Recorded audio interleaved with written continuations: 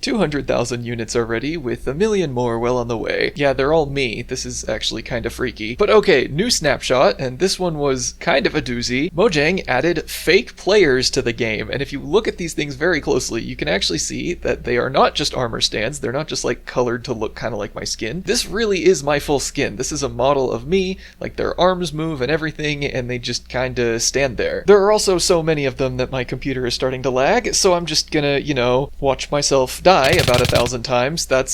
That was fun. Okay, so what exactly is this? What did I do? Why did I have so many clones of myself? What fresh horrors has Mojang added to the game this time? Well, there's a brand new entity type called a mannequin, and if I go ahead and summon a new mannequin, just like that, you can see that it spawns a little Steve. Mannequins are just fake players. They emulate players in several ways, including their movement, their collisions, their name tags. You can punch them, they have 10 hearts of damage and will die and go away permanently if they lose all their health. And much like with the player head feature that has been in the game for a while, you can tell them to emulate any player in the game. So here's how you do that. You just say summon mannequin, and then the NBT data you're going to give it is just profile. And if you want it to emulate a current player, you can just say profile and then pass in the name of the player. So what I did earlier was I just passed in my own name. I can just type in Conyer512 right there, and I'll get one that looks just like me. And of course, also, just like with player heads, you can pass in players that aren't even online, and it will search the Minecraft skin database and actually pull the skin of whatever player that is. So if I enter a player who is not on my server, like I'll pull Seth Bling for example,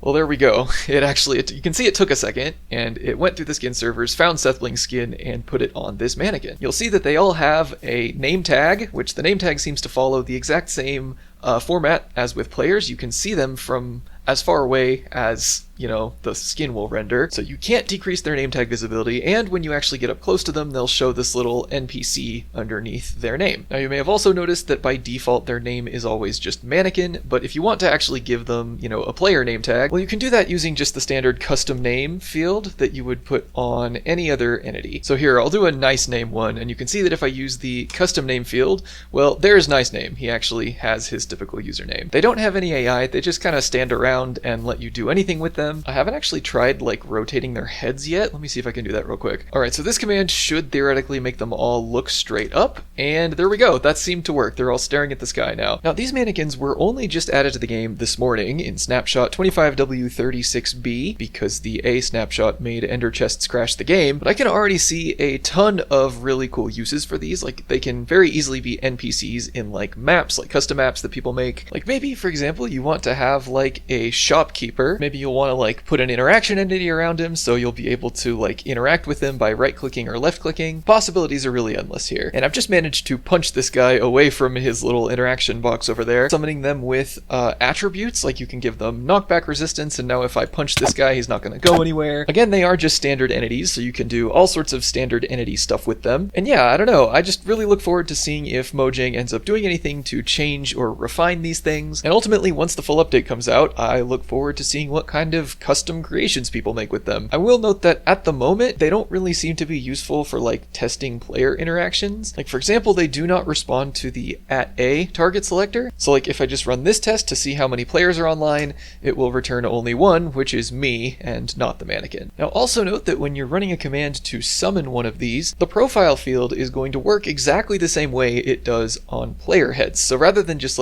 passing in a player name right there, you can also give it an object and fill it with the name, ID, properties, texture information, and stuff like that. And of course, in this current version, the profile field on both the heads and these mannequins actually works a little bit differently than it did in previous versions, and I'll be going over exactly how that is different in my next How to Fix Your Data Pack video for 1.21.9, so stick around if you care about that sort of thing. But something that sets these mannequins apart is that rather than, referencing a regular player profile, you can actually just put a texture right here.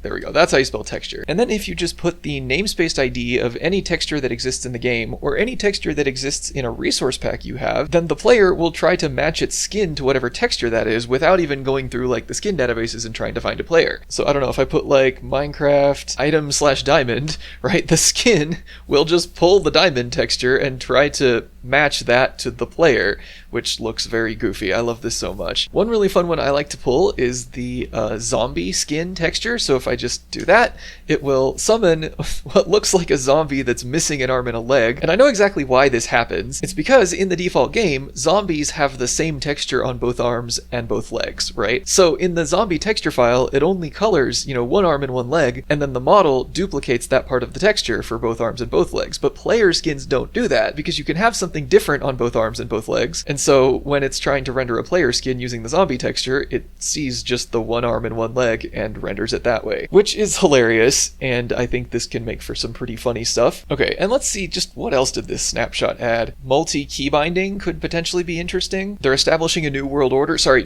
border. So the world border is now dimension specific. That's very handy. I can easily see a use case for that being like making the nether world border proportionally small to the coordinate scale, so that when you're at the nether border, you're actually at the overworld border. That could be kind of cool. And then we've got these mannequins. Overall, a very cool snapshot. I was honestly expecting that this snapshot cycle was already pretty much over and they were just going to be focusing on bug fixes from here on out, so this was like a very exciting change to see. I'm so glad they added this. Let me know in the comments what kind of cool stuff you're planning to do with these mannequins. I have been Conyer. Thank you for watching. I will see you all later, my dudes.